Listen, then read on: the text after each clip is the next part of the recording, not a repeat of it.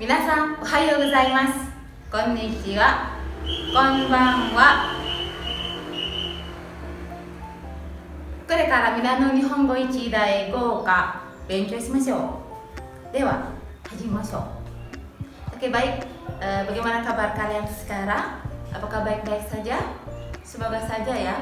Nah, kita hari ini akan belajar di buku Minna no Nihongo Ichi bab 5. Nanti ada 6 pokok bahasa yang akan kita pelajari. Ya, itu tata bahasanya ada 6, diantaranya adalah tentang bagaimana penggunaan partikel e, mo, kemudian yang terakhir itu adalah diantaranya adalah yo. Mari kita akan bahas secara ringkas, secara cepat dan singkat pada pelajaran ini. Ya, masuk.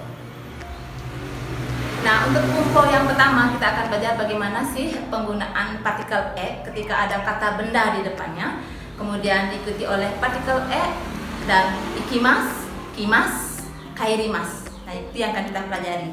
Nah, penggunaan partikel e di sini adalah sebagai petunjuk arah atau arah yang dituju. Nah, di sini ada beberapa contoh yang akan saya kasih. Contohnya adalah misalnya kalian ingin pergi ke Singaraja atau pergi ke daerah manapun, bisa kalian ganti nama kata benda tempat di depannya. Contohnya misalnya Singarajae ikimas, Singarajae ikimas. Atau mungkin penggunaan kata lain kita akan batasi 3 kata di sini adalah kimas, ikimas dan kairimas. Contoh lain bisa kalian buatkan.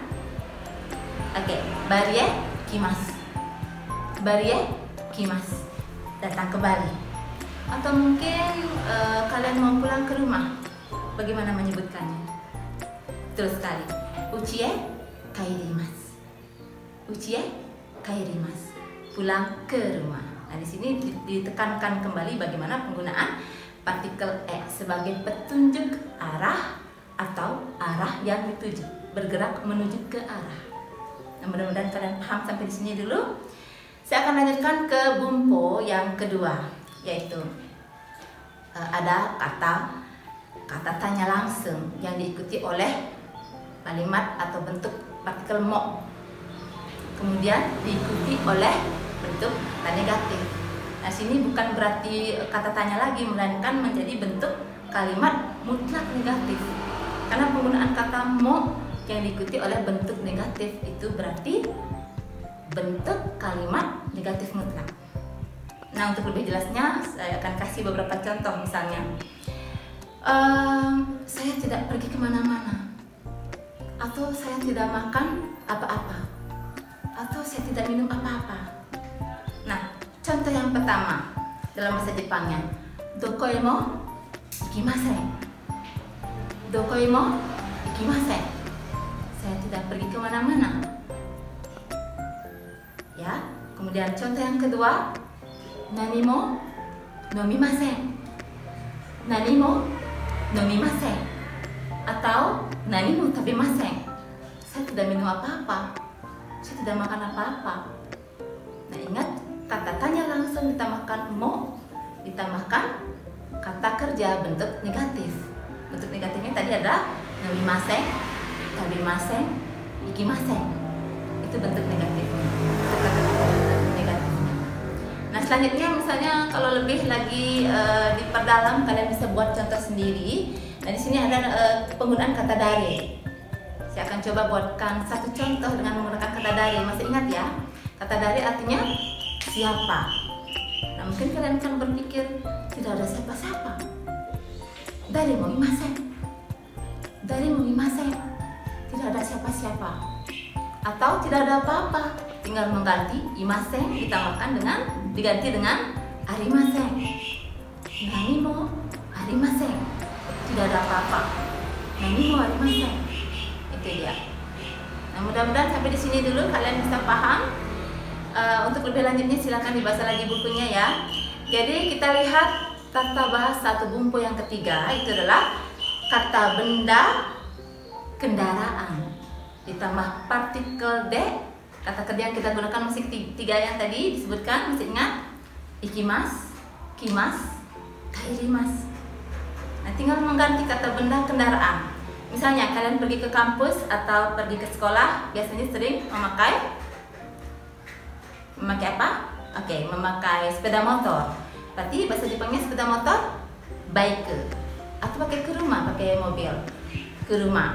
Nah, tinggal kata benda kendaraan kalian taruh di sana, bike. Ditambahkan de, ditambahkan kata kerja kimas atau ikimas atau kairimasu. Ayo kita sama-sama membuat contoh. Nah, di sini saya akan buatkan satu contoh, misalnya pergi dengan sepeda motor. Bike de ikimasu. Bike de ikimasu. Nah, penggunaan partikel de mengandung arti bahwa menggunakan alat atau dengan. Bike de dengan sepeda motor. Jidosa de dengan mobil. Bike de ikimasu. Dari belakang terjemahkannya pergi dengan sepeda motor dan seterusnya. Ya, gampang kan? Oke, kita lanjutkan. Mungkin kalian bertanya-tanya, terus kalau jalan kaki apakah juga pakai de, sensei? Nah, ini perkecualian. Ketika kalian pergi ke suatu tempat dengan jalan kaki tanpa menggunakan partikel de, jadi kalian langsung aja tambahkan aruite gakoe ikimasu atau aruite ikimasu, aruite kairimasu dan seterusnya. Itu dia. Ya, di dalam bahasa Indonesia juga kamu kesini naik apa? Oh, saya kesini dengan kaki. Nggak mungkin kan? Saya pergi ke sekolah jalan kaki. Tidak mungkin orang bilang saya pergi ke sekolah atau pergi ke kampus dengan jalan kaki. Ya, dengan berjalan kaki saja cukup ya. Jadi dalam aruite penggunaan partikel de tidak digunakan. Jadi sekian saya kira. Mudah-mudahan kalian paham dengan penjelasan yang singkat ini. Kita akan lanjutkan ke bumpo yang berikutnya, yaitu yang keempat ya.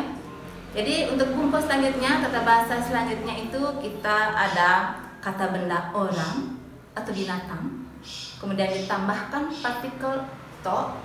Kata kerja masih kita pakai yang tadi apa saja? Ikimas, kimas dan kairimasu. Itu dia. Nah, kalau ada kata benda orang atau binatang kemudian diikuti oleh partikel to, itu menandakan dengan atau bersama. Misalnya contohnya nih, pergi dengan ibu atau jalan-jalan dengan anjing dan seterusnya. Nah, di sini kita menggunakan partikel to setelah kata benda atau kata benda orang atau kata benda binatang. Ayo silakan kalian buat contoh sendiri. Gampang sekali, tinggal mengganti kata benda orang atau binatang, tambahkan dengan to, kata kerjanya ikimas, kimas dan kairimasu. Silakan dimulai. Di sini akan saya kasih beberapa contoh, dua contoh penggunaan partikel to. Yang pertama itu ada tomodachi to nihon e kimashita. Tomodachi to nihon e kimashita. Ya, datang ke Jepang dengan teman. Itu dia ya. Atau misalnya kalau sendiri sensei, bagaimana? Apakah saya harus memakai hitori to gakoe ikimasu? Nah, seperti yang tadi aruite di sini tidak atau tanpa dengan de, hitori juga tanpa dengan to, partikel to. Jadi langsung saja kalau dia sendiri hitori de gakoe ikimasu. Ada penggunaan de di sini. Hitori de gakoe ikimasu. Pergi ke sekolah sendiri, bukan dengan sendiri tetapi sendiri. Hitori de gakoe ikimasu. Demikian yang dapat saya sampaikan untuk bumpo ini. Semoga dapat dimengerti. Kita lanjutkan ya ke bumpo berikutnya. Ke bumpo berikutnya yang kelima, penggunaan kata itsu. Itsu sebelumnya kalian sudah pelajari ya. Saya yakin kalian masih ingat. Itsu artinya kapan. Itsu kapan, yang mengarah ke jam atau waktu, hari juga boleh, kemudian tanggal, bulan.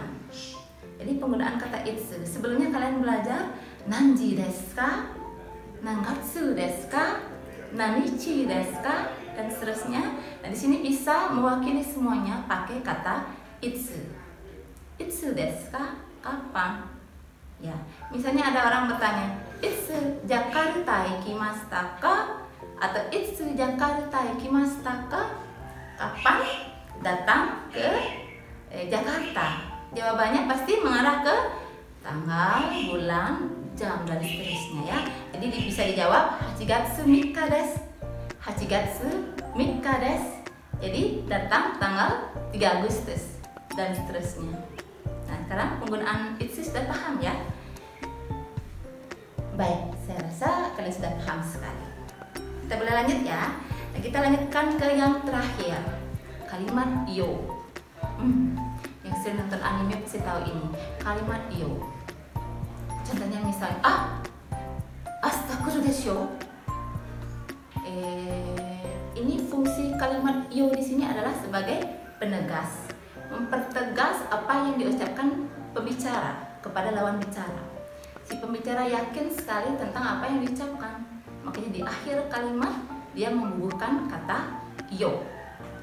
Oke, coba kita lihat satu contoh supaya kalian lebih paham lagi ya. Ini saya ambil dari Minano Nihongo Ichi bab 5. Itu contohnya misalnya, kono densa wa koushian e ikimasu ka? Kono densa wa koushian e ikimasu ka? Apakah ini kereta api menuju ke Koshien? Itu pertanyaan dari si customer. Nah, kemudian dijawab oleh petugasnya, iie, ikimasen. Bukan. Sugi no futsu desu yo. Sugi no futsu desu yo. Ya, tidak, kereta api berikutnya. Ya, karena si petugas yakin bahwa ini kereta bukan menuju ke Koshien, melainkan adalah kereta api berikutnya. Makanya ada penggunaan kata kalimat yo, desu yo di akhir kalimat. Ya, saya ulangi lagi. Iie, ikimasen. Sugi no futsu desu yo. Ya, sekian dulu untuk pelajaran hari ini. Mudah-mudahan kalian dapat terima. Nah, selanjutnya untuk pelajaran berikutnya saya akan kasih tugas berhubungan dengan materi ini. Minasan, kore de owarimasu. Mata laishu onegai shimasu. Arigatou gozaimasu.